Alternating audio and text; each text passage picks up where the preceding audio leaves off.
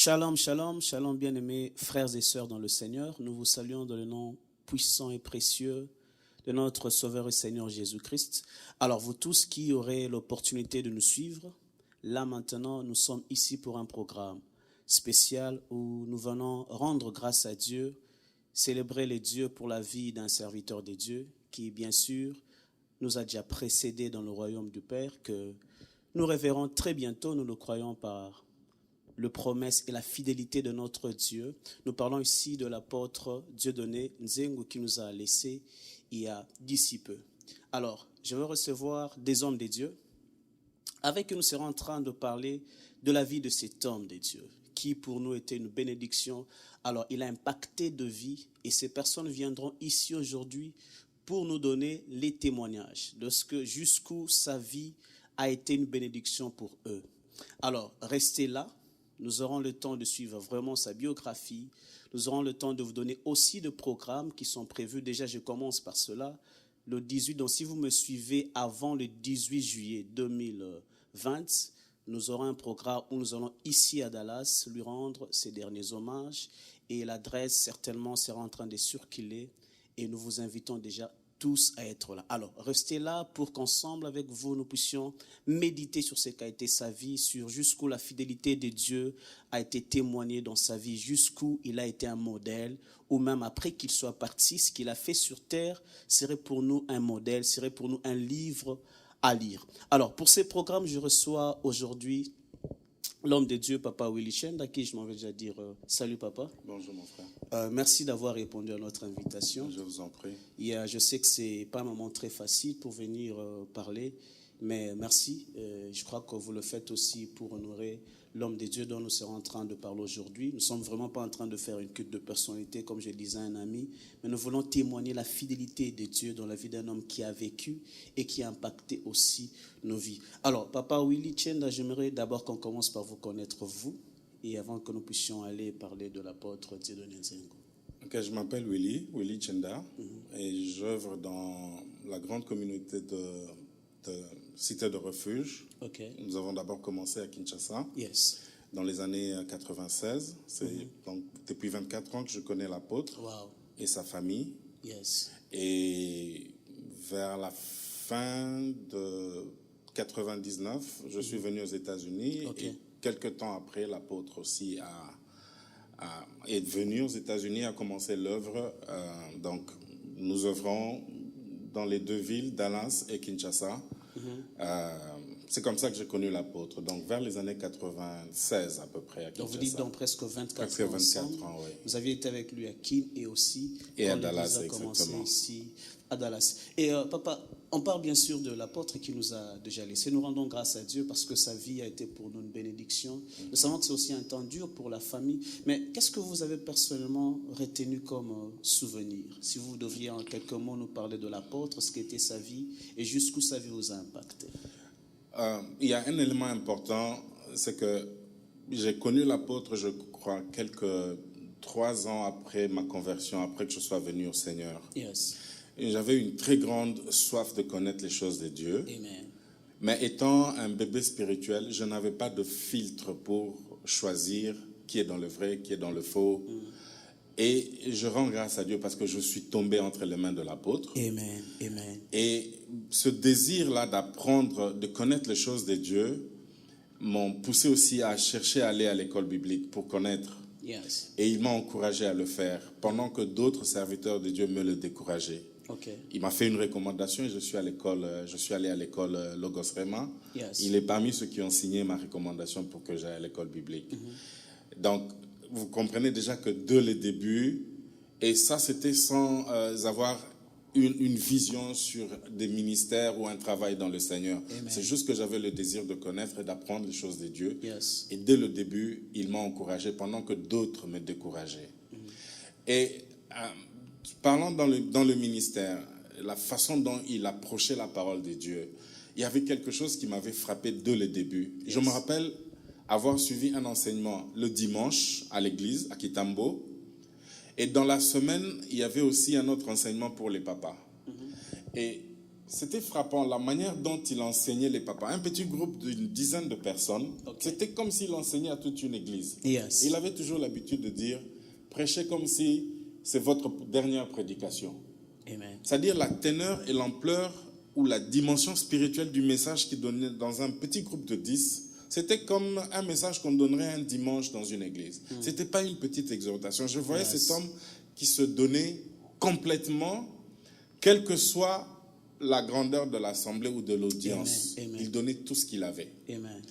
Et à part le fait qu'il y a une expérience collective ou de toute la communauté avec l'apôtre, il y avait aussi des expériences personnelles. Parce qu'au début de mon mariage, nous avons eu des problèmes de conception d'enfants, ainsi de suite.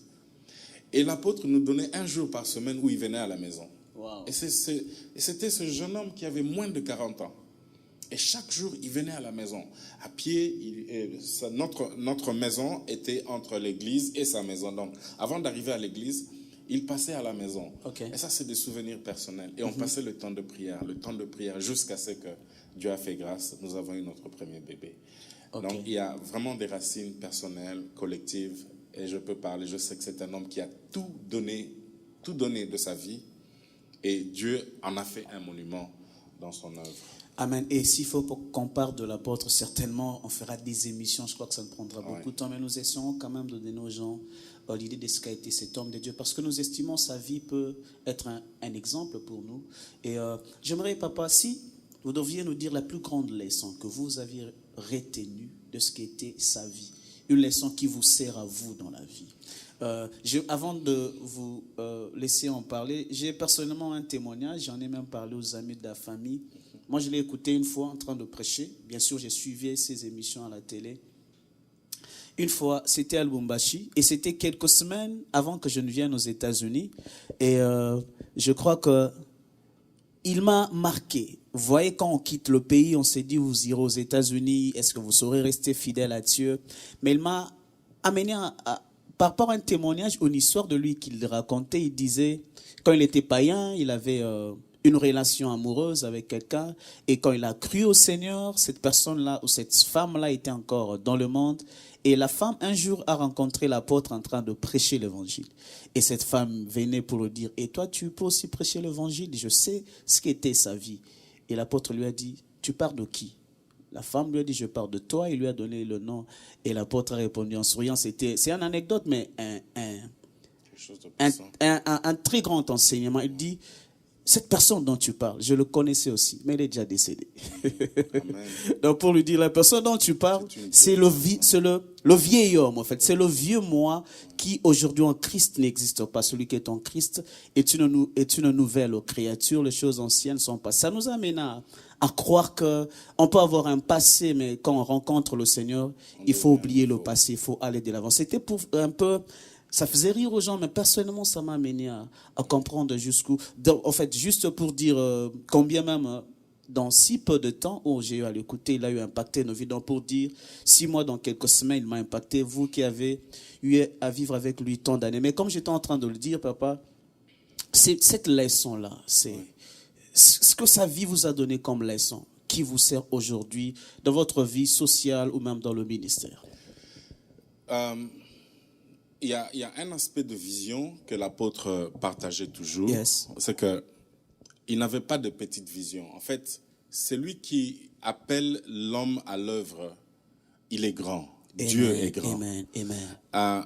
Et arriver à saisir la grandeur de la vision de Dieu, comme on nous a prêché aujourd'hui. C'est-à-dire que Dieu t'ordonne quelque chose, tu acceptes de le faire, mais quand tu regardes les données, tu vois que c'est impossible. Yes. Mais tu commences quand même sur la parole de Dieu. Amen. Amen. Pour ceux qui connaissent la cité de refuge, si vous regardez le bâtiment qui est à Kitambo aujourd'hui, et vous le comparez il y a 26 ans, où quand le prédicateur prêchait, il y avait la pluie, on mettait des tentes, et le prédicateur était mouillé. C'est-à-dire, on était dans une maison, inachevé, mais regardez le bâtiment qui est là. Et ce bâtiment-là, c'est un résultat d'une vision qui s'est matérialisée. Il fallait y croire.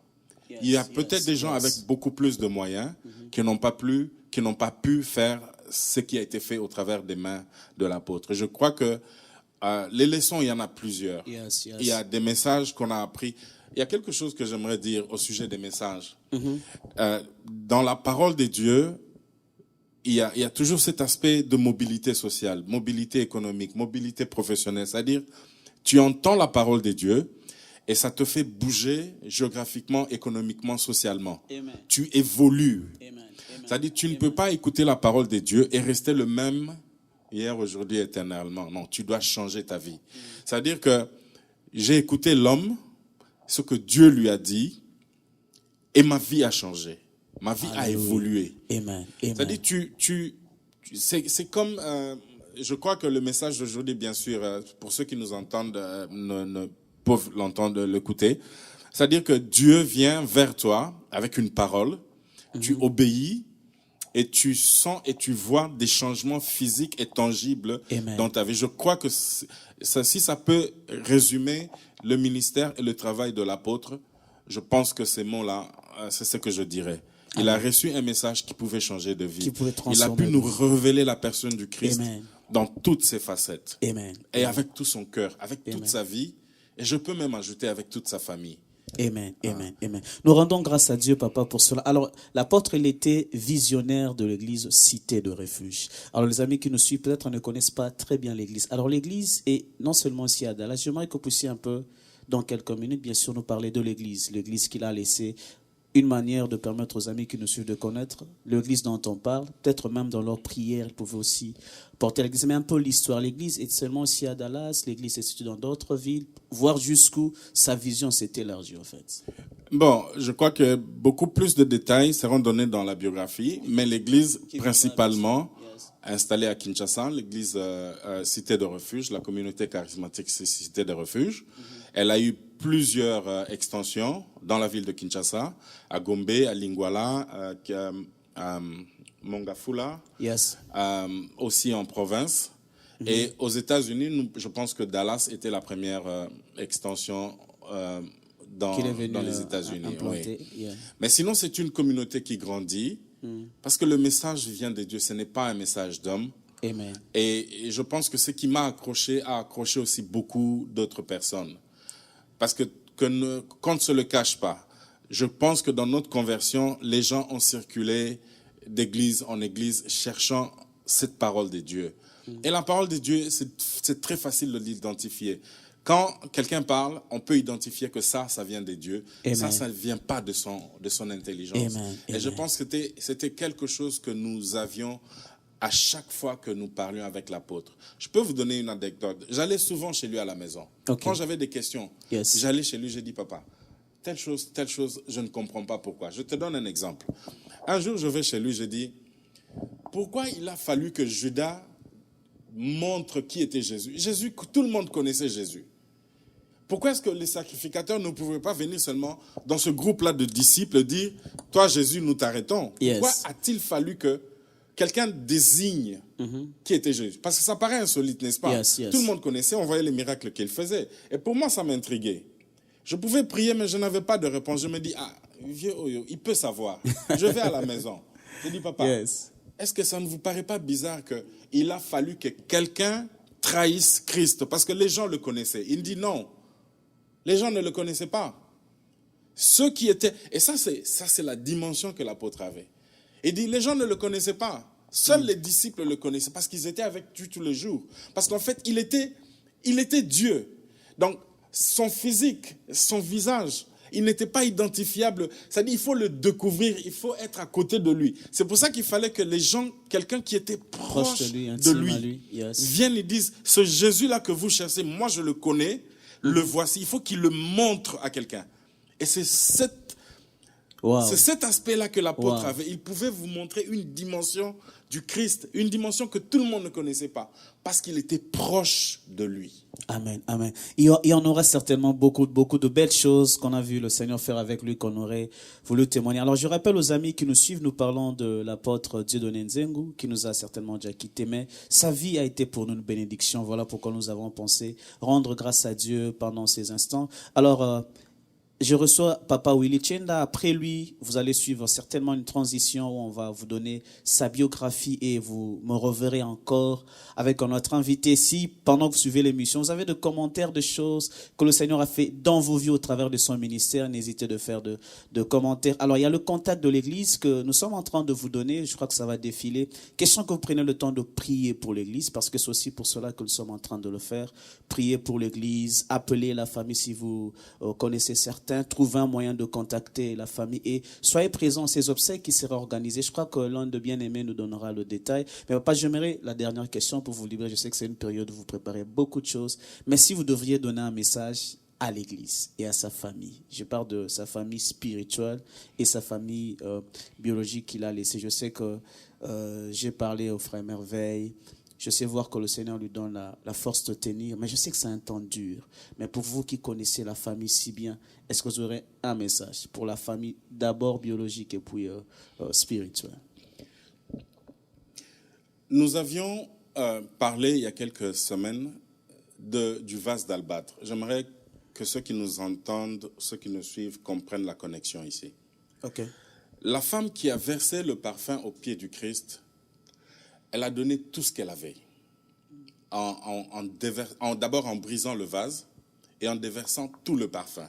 En fait, c'est l'image du serviteur qui donne tout ce qu'il a. Je vous ai donné le témoignage de l'apôtre qui, dans sa jeunesse, prenait le temps de prier pour combien de personnes. Et il a donné toute sa vie à Christ. Lorsqu'on donne toute sa vie à Christ, regardez ce que Dieu a fait ou ce que Christ a fait avec la femme au vase d'albâtre.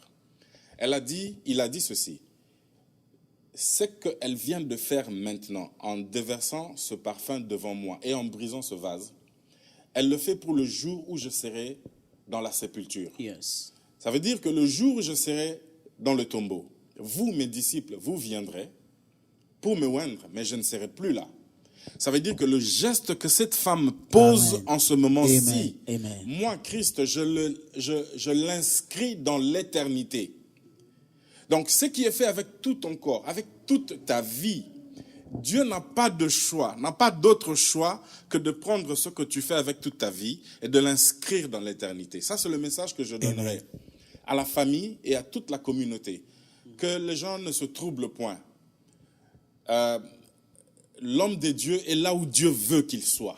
Amen. C'est-à-dire que quand tu fais les choses avec toute ta vie, Dieu le prend, Christ le prend et il donne à cette chose-là sa juste valeur. Amen. Amen. Amen. Et c'est ce qu'il a fait avec cette femme-là. Et je pense, et je suis convaincu dans mon cœur, c'est ce qu'il a fait avec son serviteur. Amen. Parce que ce qu'il a fait de sa propre vie, Dieu va l'inscrire dans l'éternité, dans son plan pour l'Église et pour les nations.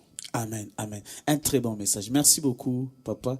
Et je crois que, comme j'étais en train de le dire, nous continuons avec vous ces programmes. Vous allez bien sûr suivre une transition et après on va revenir avec un autre invité. Ce qu'il faut retenir, c'est que tel que nous vivons, et sans que nos vies soient un enseignement et une bénédiction pour les gens qui, même pendant que nous sommes ou que nous ne serons plus, cela puisse être une bénédiction pour les autres. Merci et restez encore connectés avec nous. Vous allez suivre la suite et nous reviendrons très très bientôt. Que le Seigneur vous bénisse. Merci beaucoup, papa. Merci, mon frère. Pour le temps que vous avez accordé. Je vous en prie. Merci beaucoup. Que Dieu vous bénisse. Né le 6 décembre 1955, l'apôtre Dieudonné Nzengu Sapou était deuxième d'une famille de 11 enfants, issus de l'union de papa Paula Mutombo et maman Apolline Zeba. Il effectue ses études universitaires à l'université de Lubumbashi et obtient sa licence en lettres, option linguistique et culture africaine. Il fut détenteur d'une maîtrise en littérature française et de l'Université libre de Lille en France, et d'un diplôme de doctorat en théologie pratique de l'Université de Memphis, Tennessee aux États-Unis. Marié à Sofika Benamboui le 31 août 1980, de leur union est né 6 enfants, 3 fils et 3 filles qui lui ont donné jusqu'à là 3 petits-fils. Il rencontre Christ alors qu'il était en début de ses études universitaires dans les années 77 et s'engagea aussitôt avec zèle au service du Seigneur au sein du groupe biblique universitaire.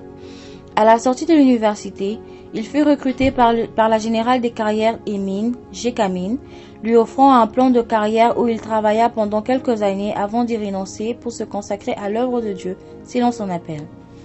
Vers les années 81, il commence un groupe de prière à Lubumbashi. Il participe au lancement et à l'implantation du ministère d'évangélisation Jésus-Christ à toutes les langues en 1986. En 1989, il adhère à la communauté des hommes d'affaires du Plein Évangile, Full Gospel, au sein duquel il occupe le poste de directeur national chargé des formations au Centre Béret. En 1992, il intègre l'église pentecôtiste de Macompagne où il travaille à l'enseignement de la parole de Dieu. En 1994, il met sur pied un centre d'enseignement de la parole de Dieu appelé Source Siloé. En 1995, il implante la communauté charismatique Cité de Refuge. La communauté charismatique Cité de Refuge compte à ce jour plusieurs extensions à travers la République démocratique du Congo et une à Irving, Texas, aux États-Unis. En 1997, il a créé un centre de préparation au ministère dénommé Centre d'encadrement et de perfectionnement pour le ministère, CPEM. À côté du ministère de la parole, il était aussi conseiller conjugal et écrivain.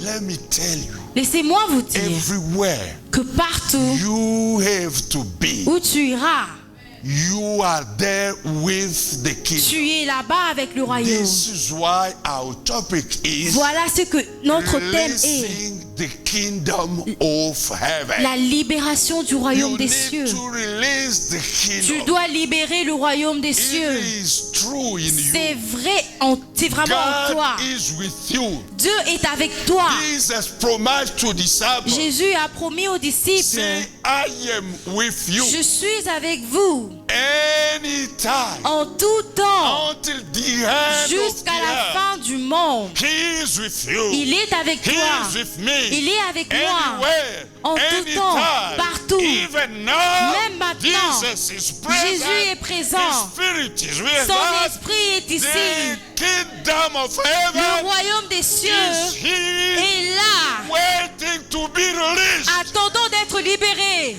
Amen. So to release the kingdom, Alors pour libérer le royaume, you first need to receive the kingdom. tu as premièrement besoin de recevoir le All who royaume. have received Jesus in their life, Tous ceux qui ont as reçu a Jésus dans leur Savior, vie, who has en tant que repented sauveur, of sin, ceux qui sont repentis du they péché, have received the ils kingdom. ont reçu le royaume. And once you have received the Et kingdom, une fois que tu as reçu le royaume, you need to believe that the kingdom is with tu you. as besoin de in croire que Jesus' le name. royaume est avec toi dans le nom So de Jésus. to release the kingdom, Alors pour libérer le it's royaume, just after believing, c'est après avoir cru. you can deal with the kingdom Tu peux maintenant voir avec le royaume. everywhere.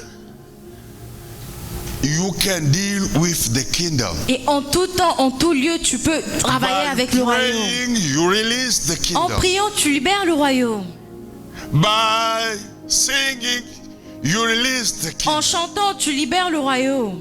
Everything you have to do Tout ce que tu dois faire will be the manifestation of the kingdom sera of la heaven. manifestation du royaume des cieux. The kingdom of heaven Le royaume des is so cieux powerful, est très so puissant. great, C'est très grand that anything else could stop the kingdom que of heaven. rien ne peut l'arrêter. Amen. Amen. I believe in Jesus. Je crois en I Jésus. believe in His presence Je in my life. crois en sa présence dans ma vie. And so I believe in the presence of the kingdom of Et heaven. donc je crois à la présence du royaume des And cieux. Everywhere I'm going, Partout où j'irai, My duty is to release the kingdom of heaven. Mon devoir est de libérer le royaume des cieux. Anytime you receive information that I have traveled, it is to release the kingdom À of chaque fois que tu apprends que j'ai voyagé, c'est pour libérer le royaume des And cieux. I can confirm you that Et je peux vous anywhere confirmer I'm going que with partout où Jesus, je vais avec He Jésus, is present il est présent confirm the message of the kingdom pour of confirmer heaven. le message du royaume. I believe in healing. Je crois en la I guérison. believe in deliverance. Je crois en la I délivrance. believe in restoration of everything. Je crois en la restauration de toutes choses. Because where the kingdom is Parce coming, que là où le royaume vient, restoration is there. la restauration s'y trouve. These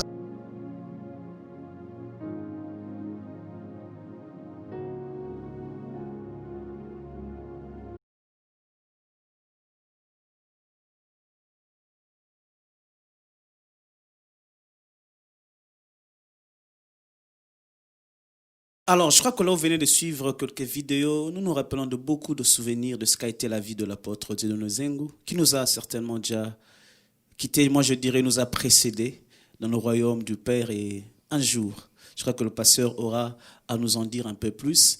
Alors, pendant que nous sommes en train de parler, si vous aurez l'opportunité de suivre ces programmes avant le 18 juillet 2020, retenez que le 18 juillet 2020, il y a un programme qui est organisé pour que nous puissions rendre grâce à Dieu ensemble de ce qu'a été la vie de l'apôtre Dieudonné Nzengu. Alors, l'adresse est en train de défiler, vous aurez là certainement tout le détail. Les lieux, l'heure et même le numéro de contact pour que vous puissiez appeler en cas de besoin. Mais nous continuons à avoir de témoignages, des hommes de Dieu qui ont eu à l'accompagner dans l'exercice de son ministère, qui l'ont soutenu dans la vision sur laquelle il a eu à travailler sur terre. Alors nous avions là reçu Papa Willy Tchendak, mais là nous sommes avec le pasteur Jules Sabois. Lui encore va nous dire quelques mots par rapport à la vie de l'apôtre. Papa, bon après-midi. Merci beaucoup, Papa Russi. Merci, Papa, d'avoir accepté notre invitation. Je sais que le moment de deuil, c'est un temps où on veut plus rester dans la méditation. Mais ce que nous sommes en train de faire, c'est pour rendre grâce à Dieu de ce qu'a été la vie de l'apôtre, mais aussi pour que nous puissions tirer de sa vie certaines leçons qui pourraient nous servir à nous qui sommes encore vivants. Alors, Papa, par rapport à vous personnellement, je vais poser presque la même question que j'ai posé à Papa Willy. Premièrement, dites-nous comment vous avez eu à connaître l'apôtre Dieudonné Nzengu. Oui, premièrement, je voudrais d'abord vous remercier de m'avoir invité. Merci. Et aussi parler de l'apôtre Nzengu, j'ai comme un sentiment un peu partagé. Je comprends parfaitement. Parce que c'est quelqu'un que je connaissais qui, de son vivant, ne parlait pas trop souvent de lui-même. Il ne parlait pas trop souvent de lui-même. C'est quelqu'un qui était vraiment consacré à ne parler que de Jésus. Amen. Et les rares des fois que je l'ai écouté, même dans ses prédications, même les exemples, il faisait tout pour ne pas donner ses propres exemples. Yes. Donc, c'est vraiment un sentiment partagé. Est-ce que je peux le dire, je peux parler de lui? Mais juste pour honorer sa mémoire, je vais parler. Merci, Papa. Ok, alors je demandais comment vous avez eu à le connaître. Oui, j'ai connu l'apôtre Dieudonné Nzengu vers les années 99, en 1999, par le canal de ma fiancée, qui était membre de son église et qui était aussi sa première journaliste animatrice dans sa première émission qu'il animait qui passait sur l'antenne Antenne A. Antenne A à Kinshasa. Et si je ne me trompe pas, le titre de l'émission, c'était La dernière heure. C'est comme ça que j'ai connu Papa Nzengu. Donc, je venais accompagner ma fiancée qui présentait une émission avec un pasteur, son pasteur. Et le pasteur, c'était l'apôtre Dieudonné Nzengu. C'était l'apôtre Dieudonné Nzengu. Mais je crois que c'est de là qu'a commencé jusqu'à ce que vous deveniez un peu plus proche. Et tel que vous avez connu l'apôtre pasteur Jules Sabois, quelle est la plus grande leçon? Je crois que vous avez déjà dit quelques éléments, mais ce que de sa vie vous avez retenu comme principe qui vous sert à vous dans votre vie, particulièrement dans l'exercice de votre ministère. Oui, la première des choses que je peux dire que j'avais remarqué chez Papa Nzengu, c'est l'humilité. Ok. Je dois quand même vous dire qu'après que je l'ai connu comme étant le pasteur de mon épouse, j'ai eu la grâce aussi de collaborer avec son église. Ok. Dans les années 99, dans l'année 1999, je devrais organiser une excursion avec les jeunes de la Gombe, de Lingwala, de Kintambo, de Kinshasa. Alors, parmi les églises qu'on avait ciblées, il y avait l'église Cité des Refuges.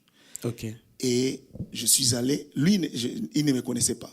Moi, je le connaissais parce qu'il travaillait avec ma fiancée. Exactement. Mais lui ne me connaissait pas. Je suis allé me présenter au nom de la jeunesse de l'église où je travaillais. Et je lui ai parlé de la vision que nous avions en organisant cette excursion. Il m'a accueilli humblement. Et il m'a dit, je n'aimerais pas prendre la décision seul, mais je voudrais associer les responsables des jeunes. Donc, il m'a renvoyé pour un autre jour et il a appelé un responsable de la jeunesse. À l'époque, c'était le frère Patrick Tchangala, qui était le responsable de la jeunesse en 1999. Donc là, j'étais vraiment émerveillé parce qu'il est le pasteur, il avait la décision, mais au lieu de prendre la décision seul, il a dit non, j'associe le responsable de la jeunesse. Donc, on a eu une deuxième réunion où je parlais de la vision. Et il attendait que le pasteur, le frère Patrick Tchangala donne son avis. Et quand le frère Patrick a dit, on va marcher, le pasteur a dit, vous allez marcher. Waouh, gloire soit rendue au Seigneur. Cet esprit de collaboration que je pense est très important, surtout aussi dans le ministère. Je vais poser, je n'ai que 2 dernières questions. Je sais que ce n'est pas un jour, on peut vous retenir pendant très longtemps. Mais la première ou l'avant-dernière question serait celle de savoir ce que vous pourriez nous dire en tant que pasteur en ce qui concerne, je ne sais pas s'il faut dire la mort, qui reste un mystère, mais particulièrement la mort d'un serviteur de Dieu. Je crois que pendant que j'étais en train de préparer ces programmes, j'ai rencontré un ami. Il est chrétien, mais à peine converti.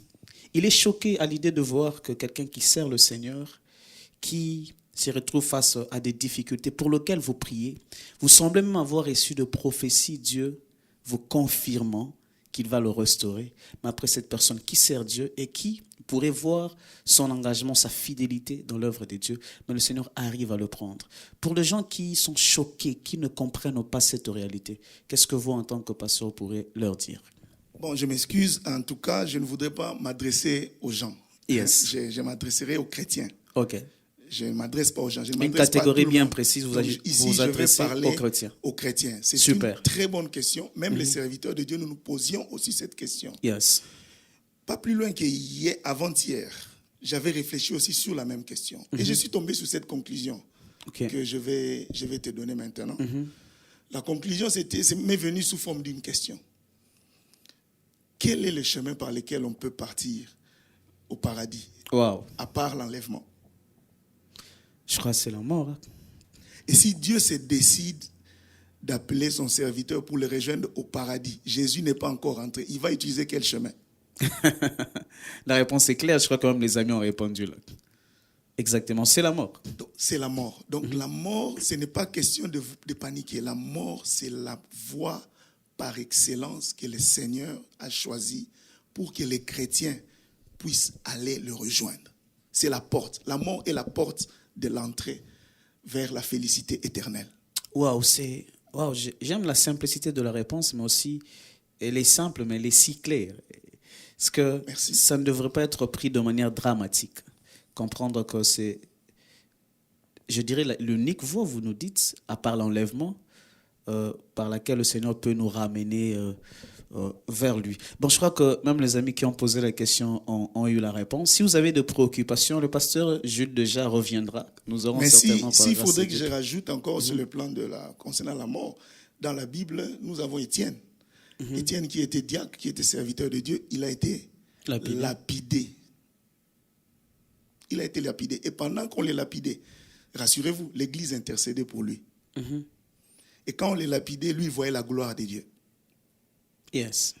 Au point que pendant qu'on les lapidait, si ce n'était pas la lapidation d'Étienne, on n'allait pas connaître l'histoire de Genèse et Exode dans la version de Étienne. Parce que Genèse et Exode, Étienne l'a repris dans sa version, quand il voyait la gloire de Dieu. Amen. Amen, amen. Je crois que beaucoup de richesse dans la réponse même. Et j'étais en train de dire aux amis, nous sommes aujourd'hui vraiment en train de rendre grâce à Dieu pour ce qu'a été la vie de l'apôtre. Mais s'il y a de préoccupations par rapport aux réalités, aux difficultés, vous avez aussi perdu un être cher, comme la famille. Comprenez que c'est une voie par laquelle le Seigneur ramène ses serviteurs vers lui. Mais papa, nous rendons grâce à Dieu, mais pour ne pas trop vous retenir, j'aimerais que vous puissiez personnellement là vous adresser directement à la famille. Je sais que l'Église, sa famille spirituelle et sa famille biologique sont en train de passer un temps, il ne faut pas se voiler la face, un temps très dur. Et certains, vous savez même le voir, mais nous rendons grâce à Dieu pour ce qu'il est en train de faire avec eux. Mais vous, en tant que pasteur, surtout que vous connaissiez la famille, qu'est-ce que vous pourrez... Je sais que ce n'est pas le meilleur endroit pour leur dire tout ce que vous pourrez leur dire, mais certains qui ne suivront que ces programmes, qui peut-être ne sont pas ici dans la ville, ou l'Église, le membre de l'Église d'ici ou d'ailleurs, qui pourront avoir l'opportunité de suivre ces programmes, qu'est-ce que vous pourrez leur adresser comme mot? Bon, s'il faudrait que j'adresse un message à l'Église ou bien à la famille, je vais dire ceci. C'est le message que Dieu avait donné au prophète Élie. Okay. Lève-toi, mange, car la route est encore longue. Ok. C'est ça le message. Wow, je crois que le pasteur a des réponses si simples, mais si claires. Et aussi, je comprends parce que ce n'est pas un temps où on peut, comme l'a dit, il est un peu partagé. Et moi, je vous dis merci, papa. Nous avions vraiment pensé à faire ces programmes pour honorer l'apôtre. Moi, je crois que même le frère Merveille, que je salue et à qui je présente aussi toutes mes condoléances encore et prie pour lui et toute la famille, que le Seigneur fortifie. Je crois que c'est parmi l'apôtre Dieudonné, c'est parmi les rares pasteurs de Dallas qui m'ont reçu, qui ont accepté que je fasse avec eux une émission. Et déjà que je venais à peine de commencer dans la chose, mais l'apôtre a accepté de te recevoir. Et c'était une très belle émission que je crois qu'on aura aussi l'occasion de suivre. Donc pour parler aussi de cette humilité. Papa, je vous dirais merci. Merci pour avoir accepté de répondre à notre invitation. Et certainement, vous aurez un dernier mot. Et comme je le dis, le 18, on se reverra tous pour rendre grâce à Dieu pour la vie de l'apôtre. Les détails sont là donnés. Et à tous les amis, si vous avez besoin de détails par rapport à ce que seraient ces programmes, contactez-nous par le numéro qui s'affiche. Nous vous bénissons dans le nom du Seigneur. Je vais laisser le pasteur, certainement, je crois que c'est le dernier invité qu'on reçoit pour aujourd'hui. Il va nous dire un dernier mot et puis prier pour la famille et pour tout le reste du programme. Oui, je vais essayer de dire un dernier mot, mais j'aimerais quand même souligner aussi une autre chose que je n'ai pas ici souligné. D'accord. J'ai connu le pasteur, comme je vous ai dit, en 99. Et depuis 2001, quand j'ai épousé ma femme, on ne se voyait presque plus. Okay. Mais il savait que j'étais là, on s'appelait, les messages. Quand il y avait des conférences à l'église, je l'invitais. Mais le pasteur ne m'avait jamais entendu prêcher. Ok. Jamais. Je dis bien jamais. Le jour où il a appris que je suis à Dallas, il est venu chez moi à la maison pour me rendre visite. De deux, il a dit, je te laisse prêcher à l'église. Wow. Et il me laissait prêcher à l'église tout le temps qu'il partait à Kinshasa. Wow. Donc, c'est vraiment un pasteur, c'était vraiment un papa très simple. Au point qu'il me disait, tu es libre de faire ce que le Saint-Esprit te demande de faire. Dans l'église que lui dirige. Dans l'église que lui dirige. Et il ne me connaissait, il ne m'avait jamais entendu prêcher. Ok. Donc c'est ça un peu un bon souvenir que j'ai pour moi sur le plan ministériel du pasteur, de l'apôtre. Un très bel exemple. Un très bel exemple. Un grand modèle, l'apôtre l'a vraiment été. Je suis en train de le répéter 1000 fois. Nous rendons vraiment grâce à Dieu pour sa vie, même nous jeunes. Et on a bénéficié. Moi, je me rappelle avoir suivi Al-Bumbashi, c'était merveilleux. Papa, il y aura certainement beaucoup de choses à dire, mais pour aujourd'hui, vu le temps et tout ce qu'il y a comme programme, je sais que vous êtes partagés, mais je vous laisserai prier et dire un dernier mot à la famille ou pour tous ceux-là qui nous suivent. Et vous allez continuer par la prière, donc. Oui, je vais prier. Dieu notre Père, nous te disons merci pour cette grâce que tu nous as faite. Et cette grâce, je voudrais l'appeler l'apôtre Dieudonné Nzengu. C'est la grâce que tu as donnée à l'Église. Par elle, par cette grâce, il y a eu des âmes qui se sont converties dans le Seigneur. Par cette grâce, il y a eu des vies qui ont été transformées. Par cette grâce, il y a eu des vies qui ont été bénies. Mais avais sonné pour le récupérer, tu l'as récupéré. Nous te bénissons pour cela. Et notre prière au Père, laisse que l'œuvre que tu avais mis au travers de lui, que tu avais commencé au travers de lui, Seigneur Dieu, continue jusqu'à ce que tu retourneras pour prendre ton église. C'est dans le nom de Jésus. J'ai ainsi prié. Amen. Amen.